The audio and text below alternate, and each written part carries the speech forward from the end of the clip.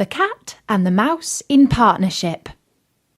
A cat got to know a mouse, and spoke so much of the great love and friendship she felt for her, that at last the mouse agreed to live in the same house with her, and to go shares in the housekeeping. "But we must store up food for the winter, or else we shall be hungry," said the cat. "And you, little mouse, cannot venture anywhere in case you run into a trap."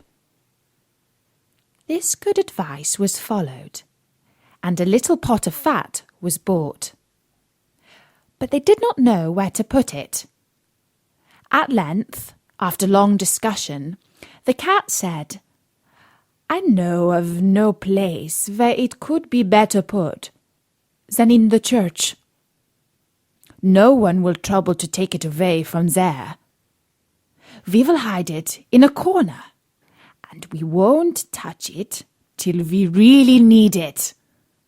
So the little pot was placed in safety, but it was not long before the cat had a great longing for it, and said to the mouse, "I wanted to tell you, little mouse, that my cousin has a little son, white, with brown spots, and she wants me to be godmother to that little kitten. Let me go out today, and do you take care of the house alone." "Yes, go certainly," replied the mouse. "And when you eat anything good, think of me. I should very much like a drop of the red christening wine." But it was all untrue. The cat had no cousin, and had not been asked to be godmother. She went straight to the church, slunk to the little pot of fat, began to lick it, and licked the top off. Then she took a walk on the roofs of the town, looked at the view, stretched herself out in the sun, and licked her lips whenever she thought of the little pot of fat. As soon as it was evening, she went home again. "Ah, here you are again," said the mouse. "You must certainly have had an enjoyable day." "It went off very well," answered the cat. "What was the child's name?" asked the mouse. "Top-off," said the cat dryly. "Top-off!" echoed the mouse. "It is indeed a wonderful and curious name. Are all the others called Top-off in your family?" "What is there odd about it? It is not worse than bread thief, as your godchild is called." Not long after this, another great longing came over the cat. She said to the mouse, "You must again be kind enough to look after the house alone, for I have been asked a second time to be godmother. And as this kitten has a white ring round its neck, I cannot refuse." The kind mouse agreed, but the cat slunk under the town wall to the church, and ate up half of the pot of fat. "Nothing tastes better," said she, "than what one eats by oneself." And she was very much pleased with her day's work.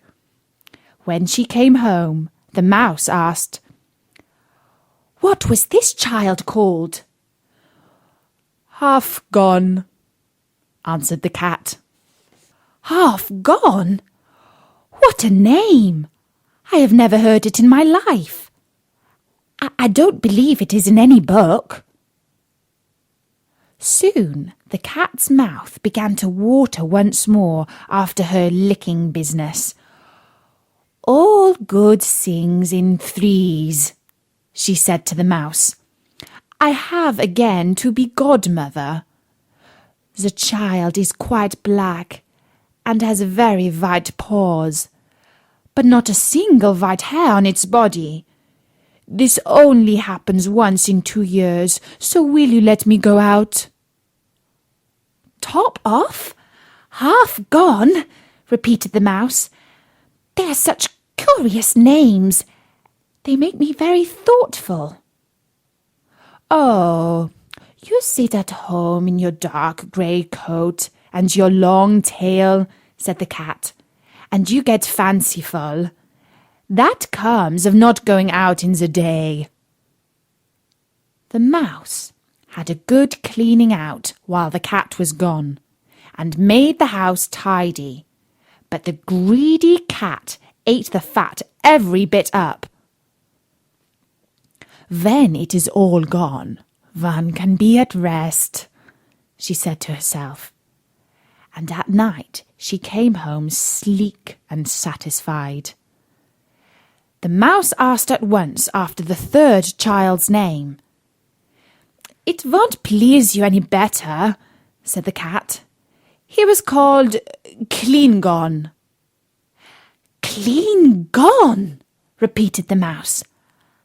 "I do not believe that name has been printed any more than the others. Clean Gone. What can it mean?" She shook her head, curled herself up, and went to sleep. From this time on, no one asked the cat to be godmother. But when the winter came, and there was nothing to be got outside, the mouse remembered their provision and said, "Come, cat, we will go to our pot of fat which we have stored away. It will taste very good." "Yes, indeed," answered the cat. "It will taste as good to you as if you stretched your thin tongue out of the window." They started off, and when they reached it, they found the pot in its place, but quite empty. "Ah," said the mouse, "now I know what has happened. It has all come out. You are a true friend to me. You have eaten it all when you stood godmother. First the top off, then half of it gone, then—" "Will you be quiet?" screamed the cat. "Another word, and I will eat you up." Clean Gone was already on the poor mouse's tongue, and scarcely was the word out than the cat made a spring at her, seized and swallowed her.